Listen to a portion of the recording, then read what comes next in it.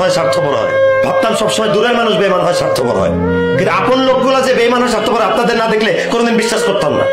মানে কি বলতে চাও তুমি? ঈদ উপলক্ষে আপনারা আমার কাছে যা চাইছেন আমি আপনাদের সবাইকে দিছি। আপনারা ঈদের নতুন জামা কাপড় চাইছেন, আমি আপনাদের কিনে দিচ্ছি। আপনারা আমার কাছে সালামি চাইছেন, আমি আপনাদেরকে সালামি দিচ্ছি। আপনারা যে যা চাইছেন আমি আপনাদের সবাইকে তাই দিচ্ছি। কিন্তু আপনারা কি কেউ একবার ভাবছেন, একটাবার কেউ কি আমাকে জিজ্ঞাসা করছেন যে আপনাদেরকে যে নতুন জামা কাপড় কিনে দিল সে এবার ঈদের নতুন জামা কাপড় কিনছে কিনা? যে আপনাদেরকে সালামি দিল ঈদের দিন তার পকেটে খরচ করার মতো পয়সা আছে কিনা?